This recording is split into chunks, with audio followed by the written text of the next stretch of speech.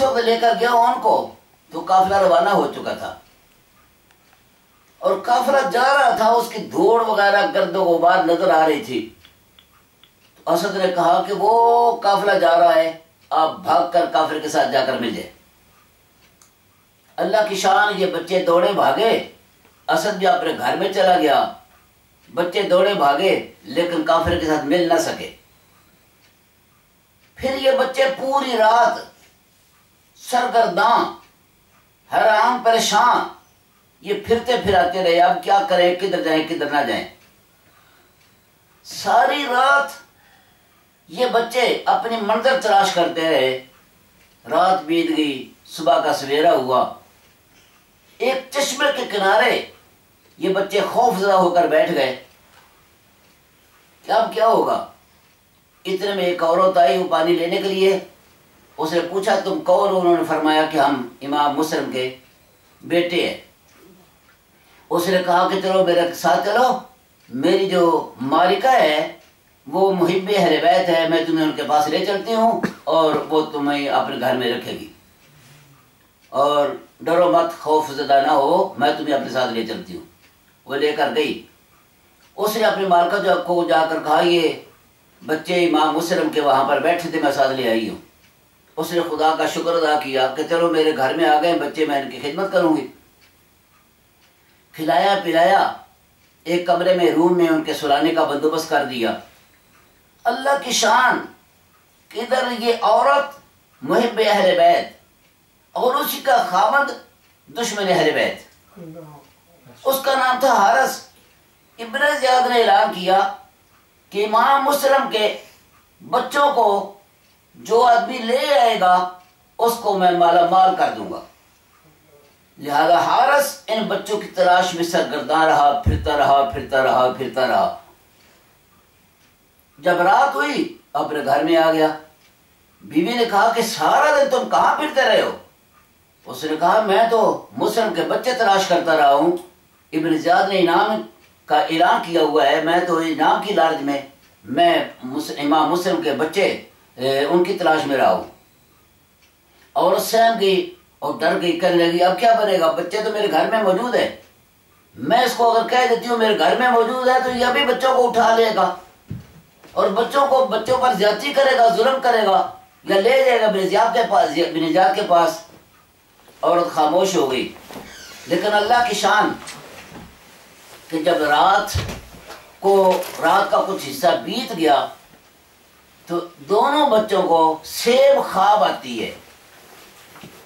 بڑے بچہ خواب دیکھنے کے بعد فوری طور پر اپنے چھوٹے بھائی کو جگاتا ہے اور کہتا ہے کہ بھائی مجھے خواب آئی ہے۔ آخر کیا خواب آئی ہے؟ اس نے کہا میں نے خواب یہ دیکھی ہے کہ میرے والد صاحب، ہمارے والد صاحب جنت میں پھر رہے ہیں اور ہمارے نانا جان اور ہماری نانی صاحبہ اور ہماری دادی صاحبہ ان کو پوچھتے ہیں کہ بتاؤ کہ تم تو آ گئے ہو مگر اپنے بچوں کو کس کے حوالے کر کے آئے ہو؟ تو وہ کہتے ہیں کہ میرے بچے میرے پیچھے پیچھے آ رہے ہیں، یہ خواب میں نے دیکھی ہے۔ تو چھوٹا بھائی کہتا ہے کہ اگر تم نے یہ خواب دیکھی ہے تو میں نے بھی اسی قسم کی خواب دیکھی ہے۔ ایک دوسرے سے یہ خواب بیان کرنے کے بعد ایک دوسرے کے بغلگیر ہو کر وہ رونا شروع کر دیتے ہیں۔ جب ان کی آواز نکلتی ہے تو حارث کو جاگ آ جاتی ہے اور وہ بیدار ہو کر پوچھتا ہے اپنی بیوی سے یہ آواز کس کی ہے، اور وہ چاہتی ہے کہ یہ دوبارہ بدبخت سو جائے اور آواز کی طرف یہ دھیان نہ دے، اور وہ چاہتی ہے کہ یہ دوبارہ سو جائے بدبخت۔ اسے کہا کہ ایسی آواز ادھر ہمسایوں سے آ رہی ہوگی۔ اسے کہا نہیں آواز تو معلوم ہوتی ہے کہ دوسرے کمرے سے آواز آ رہی ہے، بچوں کی آواز ہے، کون بچے ہیں یہاں پر، کس کے بچے ہیں یہاں پر؟ اس نے بیوی کی ایک نہ سنی، دوسرے کمرے میں داخل ہو گیا۔ دوسرے کمرے میں داخل ہوا تو دونوں بچوں کو اس نے پکڑ کے تو پوچھا کہ تم کون ہو؟ انہوں نے کہا کہ جس گھر میں ہم آئے ہیں یہ تو بیوی ہماری خدمت کرنے والی ہے، یہ آدمی بھی خدمت کرنے والا ہی ہوگا، یہ بھی میرے ساتھ کوئی مہربانی کرنے والا، شفقت کرنے والا ہوگا۔ انہوں نے فوری طور پر کہہ دیا ہم تو امام مسلم کے بیٹے ہیں۔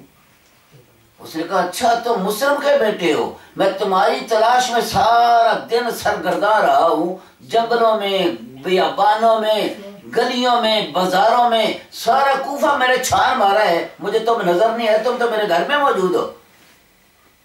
اس پر اس نے دونوں بچوں کو پکڑ کے زیادتی کرنی شروع کی، مارنا شروع کر دیا۔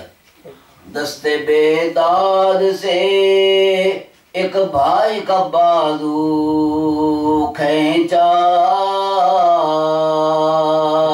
اور دوسرے ہاتھ سے دوسرے بھائی کا گیسو کھینچا اس طرح کہ پردے ہوئے کرتے سارے منہ کے بل گر پڑے وہ برج شرف کے تارے۔ یا حسین ایک نے یا حسین ابن علی، ایک نے بسد یاس کہا اور دوسرے بھائی نے یا حضرت عباس کہا۔ وہ عورت آ جاتی ہے، اس کی عورت آتی ہے تو آ کر کہتی ہے کہ نہ ان کو مار، وہ تماچے پر تماچے مارتا چلا جا رہا ہے اور وہ ظلم کرتا چلا جا رہا ہے۔ تو اس نے کہا ارے سید ہیں، یہ سید ہیں تماچے نہ لگا، ارے قرآن کے ورقوں کو زمین پر نہ گرا، بس رے بس زمین اب تو ہلی جاتی ہے،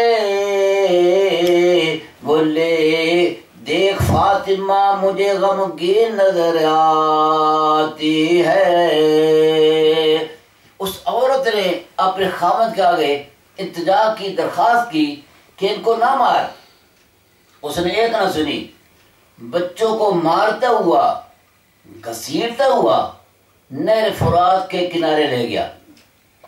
وہاں پر جب پہنچا تو اس نے چاہا کہ میں چھوٹے بھائی کو یعنی چھوٹے کو میں پہلے قتل کروں، لیکن جس وقت چھوٹے کو قتل کرنے لگا تو بڑے بیٹے نے کہا یعنی بڑے بچے نے کہا کہ آپ شوق سے مجھے ہر صدمہ و ایذا دکھلا پر نہ مجھے ننھے سے بھائی کا لاشا دکھلا، شوق سے مجھے ہر صدمہ و ایذا دکھلا پر نہ مجھے ننھے سے بھائی کا لاشا دکھلا۔ میری تیرے آگے درخواست یہ، اگر تو قتل کرنا ہی چاہتا ہے تو پلیز پہلے مجھے قتل کر لے، میرے بھائی کو میرے سامنے قتل نہ کر، میں اس کو برداشت نہیں کر سکتا۔ وہ عورت آ گئی، عورت نے اگر مداخلت کی، اس نے اپنی عورت کو بھی مارا۔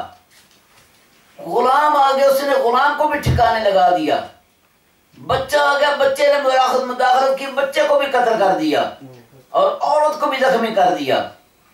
دونوں بچوں کو قتل کرنے کے بعد، شہید کرنے کے بعد ان کی لاشوں کو نہر فرات میں پھینک دیا اور پھینکنے کے بعد دونوں کے سروں کو لے کر ابن زیاد کے پاس چلا گیا اور ابن زیاد کے پاس جا کر کہتا ہے کہ لو میں ان بچوں کو قتل کر کے ان کے سر لے کر آ گیا ہوں۔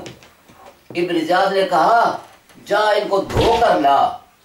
دھویا، سروں کو خون سے دھویا، تشت میں رکھا، گویا کہ انعام پا رہا ہوں اور میں گفٹ پیش کر رہا ہوں ابن زیاد کے آگے۔ ابن زیاد کے ذہن میں یہ تھا کہ میں نے تو یزید کو یہی طرح کی ہے کہ دونوں بچے کوفہ میں زندہ ہیں، حیات ہیں، تو یزید نے کہا کہ ان کو میرے پاس پہنچا دو۔ اب یزید کی خواہش یہ ہوگی کہ ان کو میرے پاس پہنچا دو، اس کے بعد ان کے بارے میں کیا فیصلہ کرنا یزید کی مرضی کی بات ہے، لیکن تو نے ان کو قتل کر دیا ہے، شہید کر دیا ہے، سلطنت سے جدا کر دیا ہے۔ اگر یزید مجھ سے بعین ہی زندہ مانگے تو میں ان کو اس کو کیا پیش کروں گا، لہذا تم نے یہ غلط کیا ہے۔ اس نے کہا کہ تم نے یہ غلط کیا، ان کو کیوں قتل کیا ہے؟ تو اس نے ایک آدمی کو بلا کر کہا کہ لو جہاں پر اس نے ان بچوں کو قتل کیا ہے وہاں پر ہی لے جا کر اس آدمی کو جا کر قتل کیا جائے۔ جس آدمی کی ڈیوٹی لگائی گئی اس کا نام تھا مقاتل. مقاتل اس کا نام تھا.